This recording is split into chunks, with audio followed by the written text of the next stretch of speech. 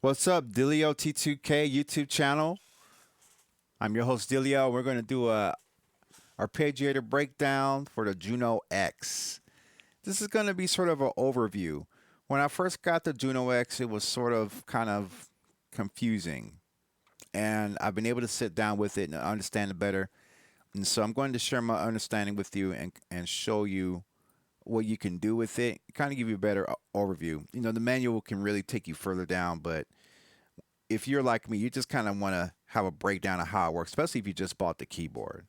And if you're considering buying this keyboard, please check out my link in the description below. It will help me out a ton if you actually do get this keyboard. All right, let's dive right in. Definitely show my link some love. Spotify, all that good stuff. Please definitely show some links, some love. All right.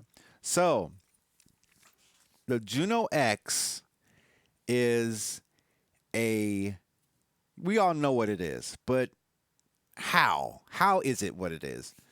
So when you're browsing sounds, that's the first thing we do. We browse sounds and we get to the scene, right? That we're browsing scenes always. This is a thing I did not like. I was like, what? Okay, so understand, and I'm going to show you how this relates to arpeggiator. But every scene has its own set of settings set to it, just like how most programs do. They just call it scenes on here. It's a program, but we're going to call it scenes so we can understand this board better. And it has its own set of settings. So, first things first, if you want to turn that arpeggiator on or off, it is the I-Arpeggio button. It's not an on and off button like on other platforms. You know, other things have, say, turn arpeggiator on, off. There's a button there. They call it I-Arpeggio. Okay.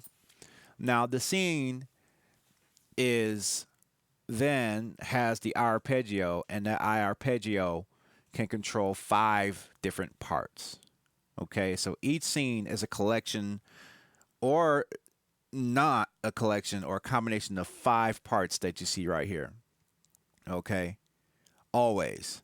You can have the I-Arpeggio on or off, but it will always have 5 parts. And in some scenes, some of these parts are on and off or off, and some of these parts have certain arpeggio settings on or not turned on them. We're going to go further in that. And just a case of point, the key is right here. Okay. So when we look at the I-Arpeggio, it has common arpeggio settings that affects all 5 parts. And it does that on top of the individual settings for each part. And just to reflect on these parts, each part can have their own instrument on them or own preset on them. Case in point, like parts 1 can have a Juno 60, part 2 can have a Juno X, part 3 can have an XV5080, part 4 can have another 106. And it can be any of these combinations. And then part 5 can have a drum kit on it. And part 5 is only dedicated to drum sounds only. So you can't load up another Juno 106 on part 5. You can't put another 5080 or RD8 piano, anything like that. You can't put that on part 5. Okay. So once you get a level deeper than the common ARP settings or common arpeggio settings that affects all 5 parts, you have individual arpeggio settings. So part 1 can have IArp applied to it. Part 2 can have arpeggiator. Part 3 can have no arpeggiator on it at all with it turned off. 4 has another IArp on it. And 5 can have a step sequence on it. The step sequence cycles through all the notes that are on every step on there. The step can be set to its own individual length separate from everything else that's going on.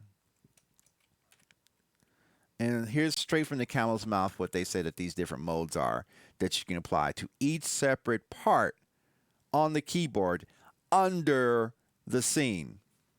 Okay? So IARP analyzes your keyboard performance and plays the arpeggio pattern that best matches it. ARP is just your standard arpeggio pattern. Step plays step data, kind of like your TR-808 style programming. You can do that for melodies, sequences, and stuff like that. There are certain things you can do with that probability, all that stuff, or if you just want it off. The interesting thing is here is that each part can have its own step recording. Each part can have its own step length. and each part can have its own arpeggiator settings. So what you're seeing right here is just one example of a combination that you can do. Remember, you can have any combination of instruments that are built into it, plus the Roland Cloud instruments, which I have not gotten because I don't have that dongle and I don't have a subscription. Okay, so you can have any combination of instruments featuring presets that are dedicated to that instrument because these. Let's dive right into that. Let's go deeper. So we know that we got a scene, right? And each one of these parts can have their own type of instrument on that, and then each instrument can have its own preset applied to that instrument under its part. So in this case right here, I got a Juno-60 and a Juno-106. Let's say I wanted to go to part 2 and change that Juno-X to a Juno-60. I can change that out to a Juno-60 and put one preset on part 1, another preset on part 2. I can do keyboard splits. That's not what this video tutorial is about, but that's one combination right there. Or maybe I want 4 Juno-60s doing 4 different patches at the same time. I'm going to tell you up front right now, you're going to be pushing into the polyphony limits of that keyboard because it's limited to 256. And I have a feeling that there's a little bit more processing involved to render those nice warm analog sounds that come from the Juno emulation that's in there, because we all know that the Juno-X is an analog. Oops, excuse me, a digital board, but it sounds great. And I'm not going to front. I think it sounds amazing. Right? So again, you got different for each part. You can set up your own instrument settings.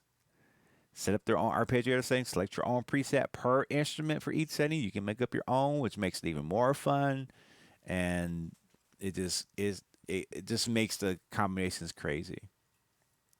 So I hope that breaks it down for you, kind of demystifies on how the I-Arpeggiator works. If you have any questions or if you'd like me to do more content, please let me know. Don't just hit a like, just don't hit the comment button. I really need to hear from you because that inspires me and encourages me to do more work like this, to put it out there on a YouTube channel. And it also helps my channel out, okay?